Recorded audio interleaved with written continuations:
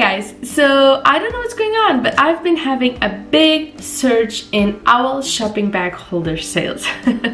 And since that's basically what I've been doing with my days, I figured I would do one with you. So let's go. Okay, so in order to do an owl shopping bag holder, we will need a 19 by 19 inch square, which is the basis for our shopping bag, and we will need 3 more fabrics for our little owl, the one that we will be, sewing onto the front of our shopping bag holder. And we will also need a small rectangle of fabric to make the handle, the shopping bag holder handle. That's a tongue tire, the thing that's going to be on top of it, the strip that goes on top of the shopping bag holder so that you can hang it wherever you want. We need some elastic for the top and the bottom. We need one of these to make sure the elastic goes to where it's supposed to go, and that's pretty much it. So first things first, I am going to start making all the necessary pieces. So we have the basis for our shopping bag holder, which is this little cute pink fabric, and now I need an owl. I have these 3 pieces. I've had them for so many years. So this is the head of the owl, this is the sides, the wings, and this is the middle. So this is, like I said, the handle. I think maybe no. So this will be the head, this will be the middle, and these will be the wings. Okay, so let's draw our tiny little owl face.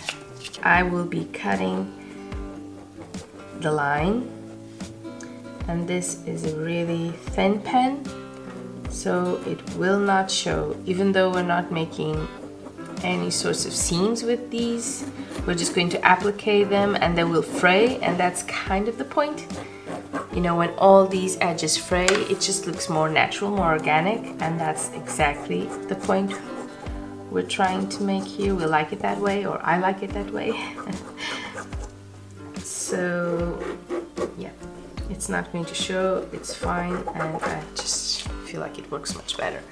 So the head is done, and now I am going to cut. No rotary cutter for this one, just a really good scissor. The thinner the fabric, and this is a quite thin fabric actually, the thinner the fabric, the better your scissor needs to be to prevent any accidents from happening. So now we have our owl head. Now we will need the center. Since this is directional fabric, I'm not gonna lean into this because it would show, these little waves would go to one side. So I'm going to keep it centered because I think it will look better. But anyway, guys, I don't know what's up with all the shopping bag holders. I mean, is this... personally, I use a shopping bag holder to hold shopping bags. I have sold them for diapers, toys, dog poop bags, before getting used, of course. So right now, I'm not really sure why it's such a big thing. So if you guys, know of any use for these shopping bag holders, as far as summer holidays or vacations or traveling goes, please let me know, because I'm actually really curious. I thought about asking the customers, hi, thank you for your order. So why are you using this? What do you want it for? Is it for shopping bags? Is it for something else? Please let me know. Thank you. But I figured that would be a little bit weird, so I decided to ask you guys instead. Now we have the head. Oh, sorry, we have the head and we have the center, and now we need the wings. That's going to be green. But if I'm honest, I could be worse off. Making shopping bag holders is not only a lot of fun, it is really big fun for me. It's also a really simple and quick to make. So if I have, like, for example, 10 shopping bag holders to make, I just make them all, like you would do in a factory, in bulk. I cut all the bases, then I cut all the owl pieces, then I just sew all, the steps. I sew them all at once, step by step, and before I know it, I have 10 owl shopping bag holders ready to go. Okay, here's something to watch out for. So we've made the left wing, which is actually the right wing because the fabric is, you know, this is the back of the fabric and I'm gonna turn it around. And now we need to make this one, right? So we turn this around like so, and we don't turn it back, you know, for anything, okay? We just keep it nice to make sure we don't make any mistake, because if you turn it around because it fits better there or whatever, you may end up with two exact same pieces. So two left sides or two right sides. And yeah, it's not gonna go well.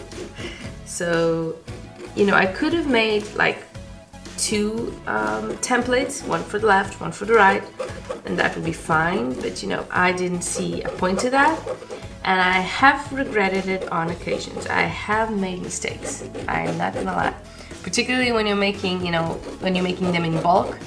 It's very easy to lose your concentration and to end up cutting lots of right wings or lots of left wings or whatever.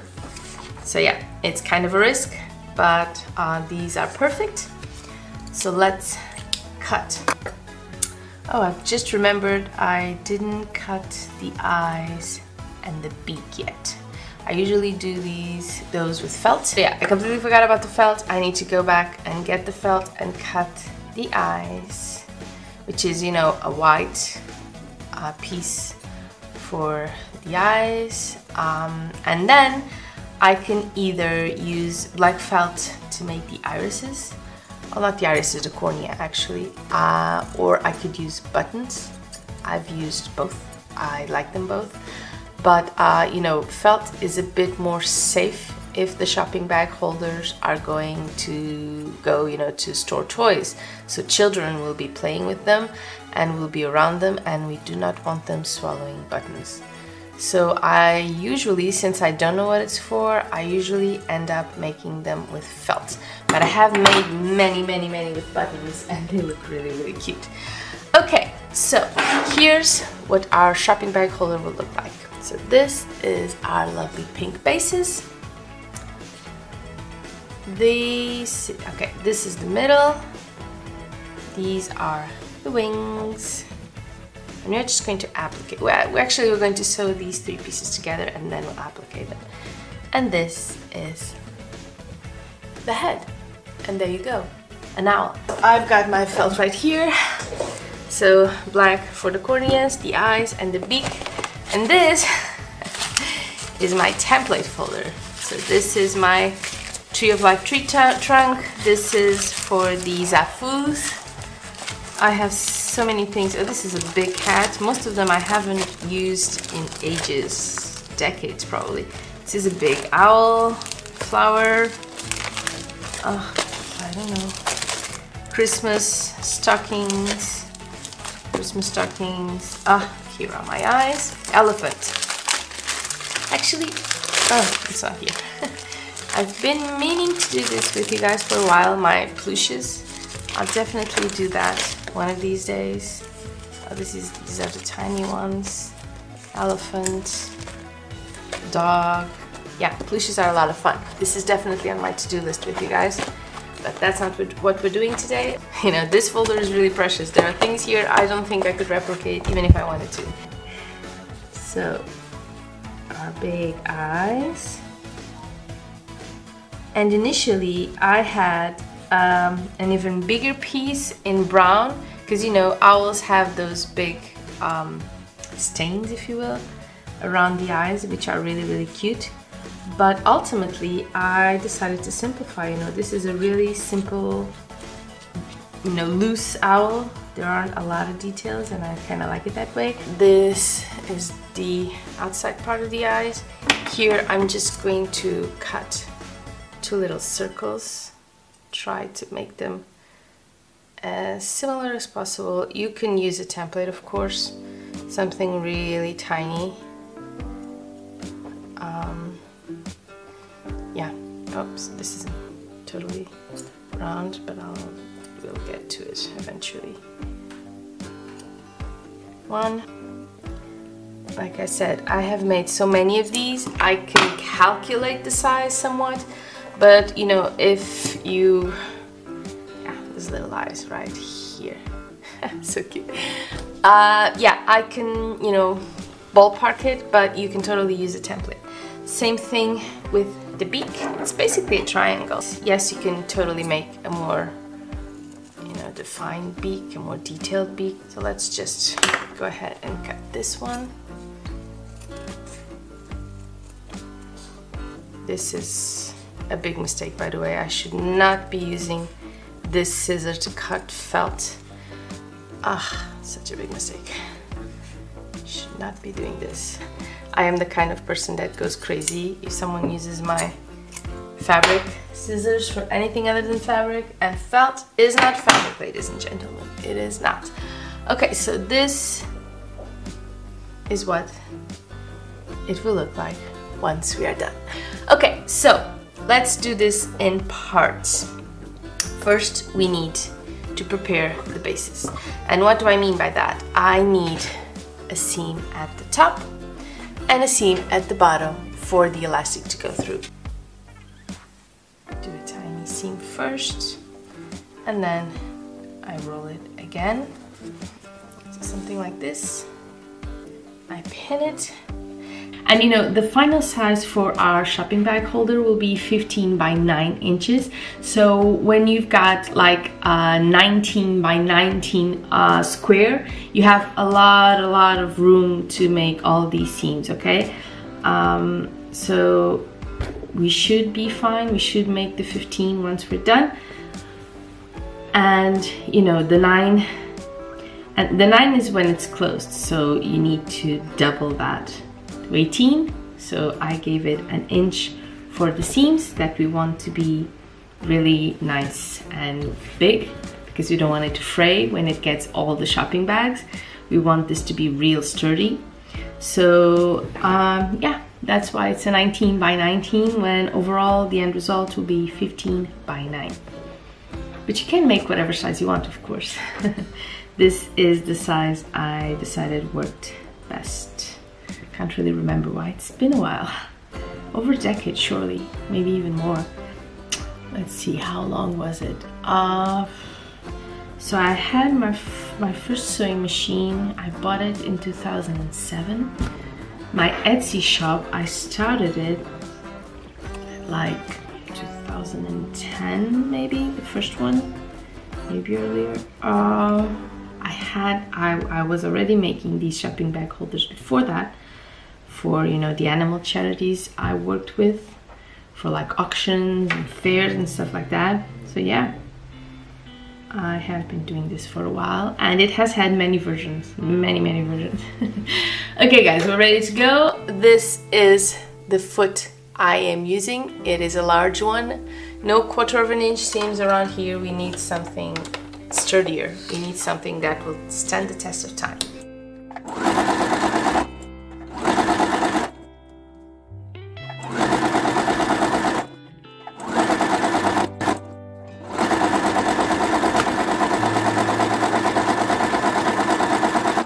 Okay, so now the next step is to sew our all pieces together before we apply them onto our bases. So let's start with our wings and our middle.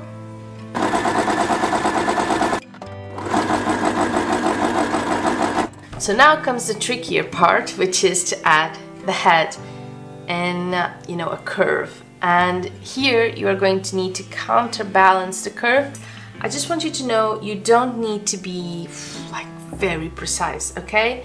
This owl is very forgiving. So we just mark the center of the head and the center of the body, just to make sure those meet. It's, you know, a way to make sure we get this as straight as possible. But again, I have made a lot of I probably shouldn't say that, but I have made a lot of wonky owls, and you know, they looked cute nonetheless. So let's just, yeah, over here. So this is our middle, and here is where we'll start. And let's see how we do. You just need to go real careful, okay? Real slow. Take all the time you need to make sure they fit together.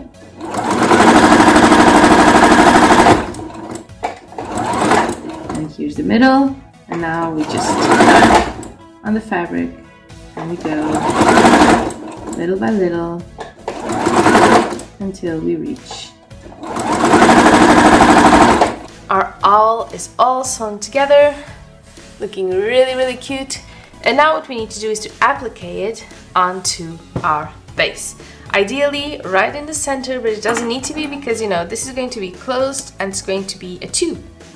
So no beginning, no end. So aside from putting it near like the seam, you don't really need to be very precise.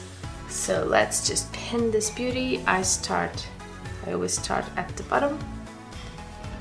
Okay guys, this step is as much fun as it is nerve-wracking, because here's the thing. On one hand, you know, this isn't super precise. We're not doing any seams, this will fray, that's the whole point. I like it that way. But on the other hand, you know, if you're sewing the silhouette and you're wobbling or making a lot of mistakes, it will show. So we need to do this, you know, really calmly and try and be as straight as we can, although there are a lot of curves. You'll see what I mean.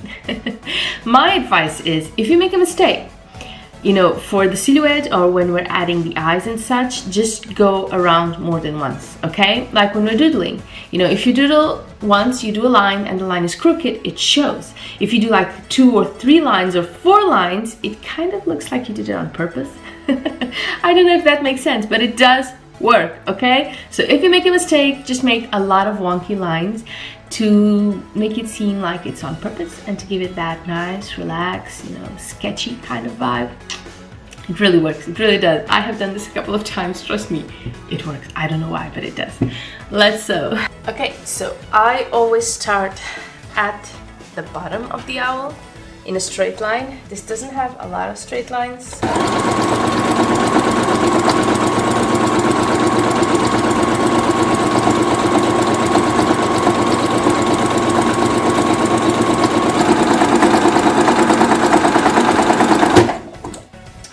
When you change the direction, just stop, okay? You can keep going, I usually do, but if you're doing this like the first couple of times, just stop.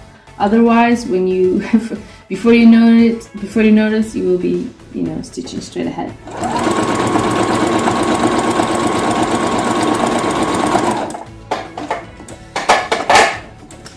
So you stop again, return.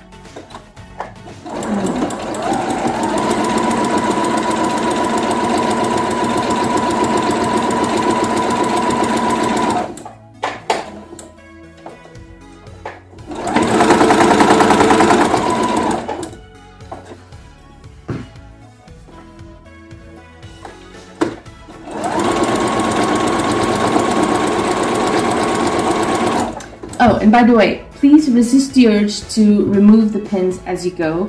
And I know it is a big urge because sometimes, you know, the heads of the pins will pressure the foot and, you know, to take the stitches outside further away from what you wanted, but keep them in place, okay? Because, you know, the fabric wobbles, it just does. It moves around a lot, it can pucker, it can do all sorts of things. So you really want to keep it nice and straight for as long as you need to sew it, okay? That's something I also learned the hard way.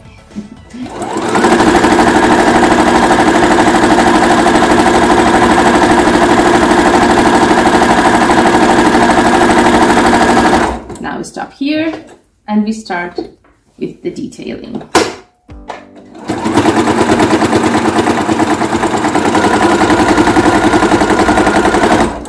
This one I will have to remove though, because it will be right in the way. Okay, and now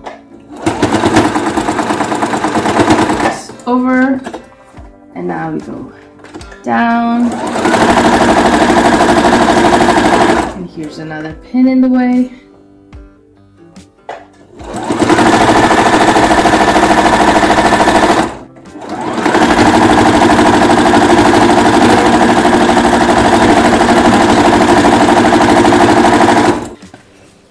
All nice and sewn. Now it's very much safe to remove our pins.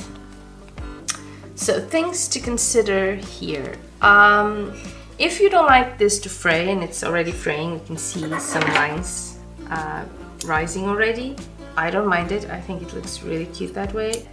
What you can do is you can use some interfacing, you know, some adhesive interfacing, and that way the whole owl will be stuck to the basis of our shopping bag holder and it won't fray because it will be glued. So that is a way to keep it from fraying. Another thing you can do, but that's like a totally different tutorial, is to make each piece with seams. So you make a backing, you sew it all together, you turn it around and you sew, and there will be no fraying inside because, you know, it's sewn with the back. So yeah, there are a lot of ways to do this without the fraying. You know, I like the fraying personally. It kind of looks like the feathers of the owl. I think it's really cute. I love to watch. I have a couple of these. Well, I have two, and the rest of my family has, you know, one at least. So I get to watch them age, and I think they just look, you know, prettier and prettier, to be honest. And yeah, so the fraying is something I enjoy. But if you don't, there's things you can do to stop it, okay? So now we need to add the face. And if you thought this was tricky, the face will be trickier. Because it's felt, and this is quite tall felt. You don't need it to be this tall. And in fact, you know, the thinner, the better, the easier it will be for you to sew it. But mine isn't. This is what I have. The beak, same thing, really, really tall felt, which actually kind of sucks. Now the corneas of the eyes, I will sew them by hand. And once everything's done, I just prefer it that way. Of course you can, you know, sew it by machine, but for me, I just like to sew it by hand. It's just, you know, a tiny little personal touch. Having to change the thread just to do a couple of stitches does not make sense to me. Plus I really enjoy hand sewing. And we are going to be sewing these two pieces at the same time together, okay? And I will show you. We will be removing these pins, of course. They are kind of in the way. Yeah, this pin does not work over here. This one doesn't either. So let me show you. We go down. And you sew really, really close to the edge. As slowly as you need it to be, okay? No hurry. We want this done well.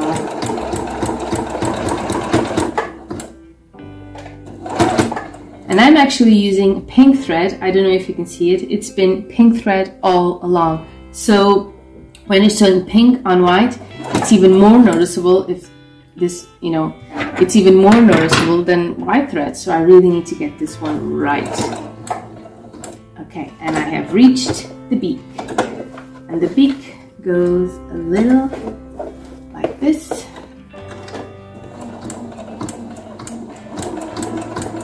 I'm doing it slow because it moves a lot. You know, felt, even harder felt like this one, it moves, it warps. And you can do this with fabric, no problem whatsoever, okay? I do it with felt because I like the dimension of it. I like that it sticks out. I think that works, but fabric for, you know, any of these pieces would be fine, okay? Okay, and we're back to the globes.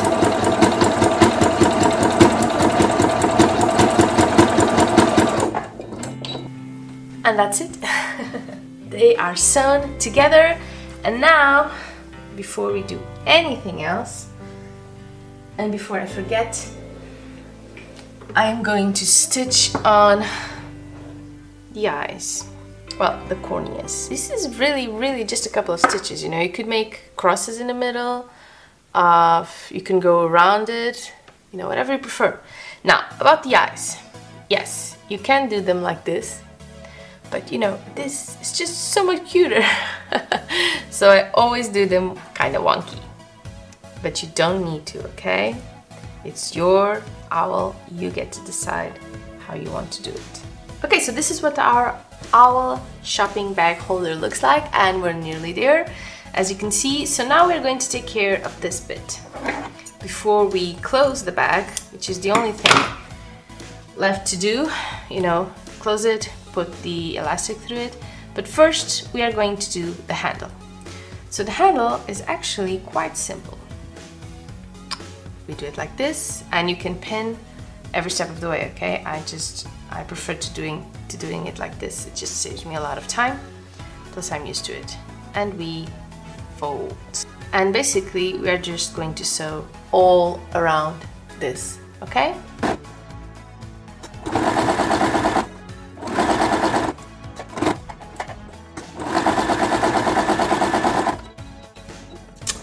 And here we go. Now we turn this to the back and we need to sew it onto, we try to search like the middle of the owl.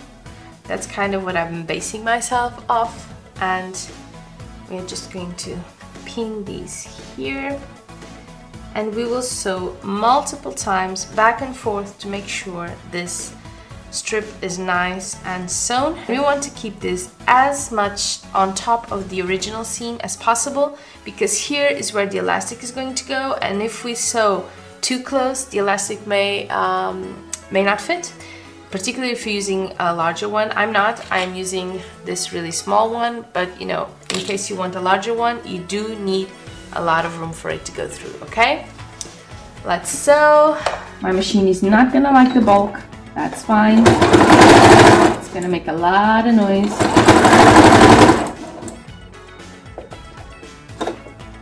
So needle down, we turn this around, do it again, needle down, turn it around, go over,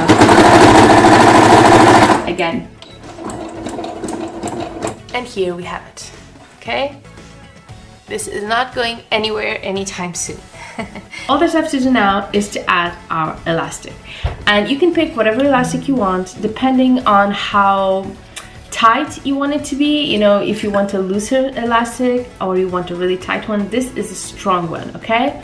What I do is I need for it to have enough room for me to put my hand and pull out the shopping bag, right? So I do something like this. I measure it with my hand, you see, because you know it's going to open if I want to, but at the same time it's going to go really snugly because we don't want the bags to fall off the opening, right?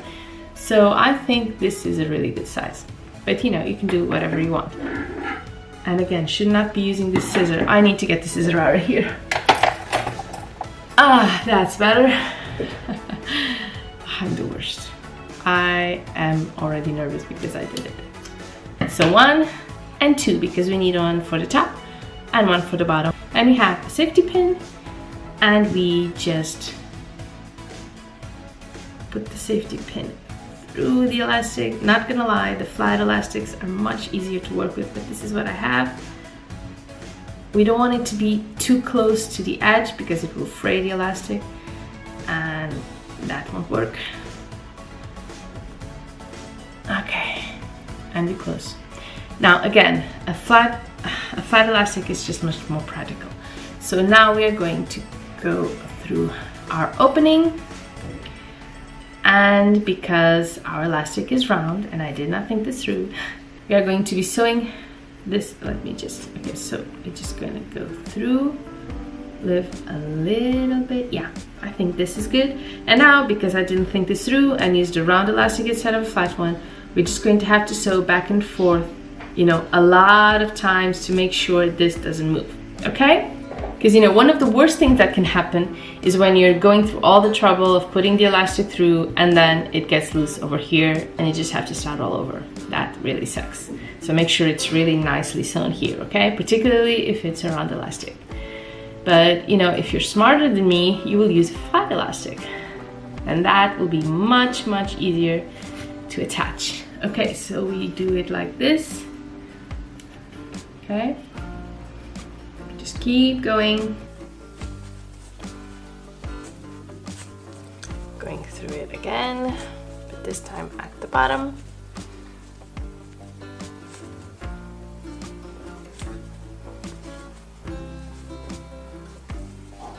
Okay guys, final step. So this is what we have so far, and you can already see it looks like a shopping bag holder, right? Now what we do is we turn it inside out, And we are going to sew the two sides together. So we are just going to, you can pin this if you like. Yeah, I'll pin this just to show you. We need to keep nice and straight, and we just pin the whole thing together. Oh, important part though. I need to add my tag, my Sandione handmade tag. Just going to be, you know, in one of our sides. Nothing major, just needed to be there.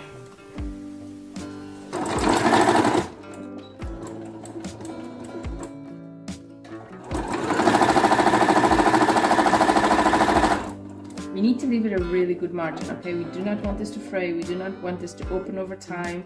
We want this to be able to be really stuffed without fraying or, you know, tearing or anything like that. So really big seam here.